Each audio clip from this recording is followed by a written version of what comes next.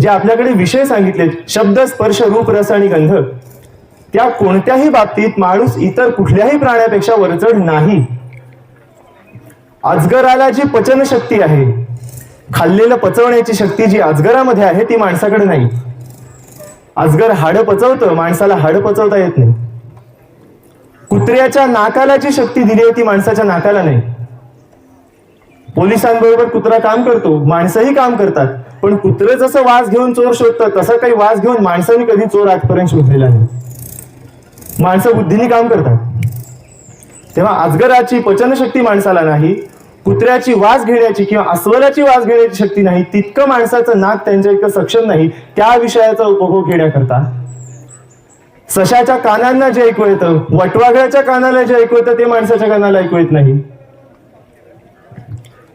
ज्या प्रकारचे वेगवेगळे कानाला चांगले वाटणारे आवाज प्राणी पक्षी काढू शकतात, कोकिळाचा आवाज माणसं काढतात, पण जन्मतः कुणाचं मूल कोकिळेसारखं ओरडत नाही.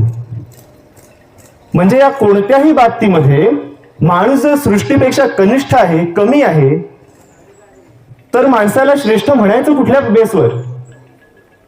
माणसाचं श्रेष्ठत्व सिद्ध करायला काहीतरी त्याला बेस असला पाहिजे की नाही, पुरावा असला पाहिजे, निकष असला पाहिजे.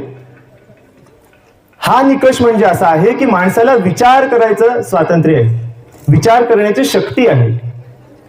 बुद्धीची आणि मनाची जी साखळी माणसामध्ये आहे तितकी इतर पशूंमध्ये नाही असं मी म्हणत नाही, पण तितकी इंटॅक्ट नाही. जेवढं परफेक्ट कनेक्शन माणसामध्ये आहे तेवढं इतर पक्ष्यांमध्ये, प्राण्यांमध्ये नाही. कुत्र्यांनाही बोललेलं कळतं, गायींना कळतं, कुत्र्यांना कळतं, अनेक पशूंना कळतं, पण माणसासारखं कळत नाही.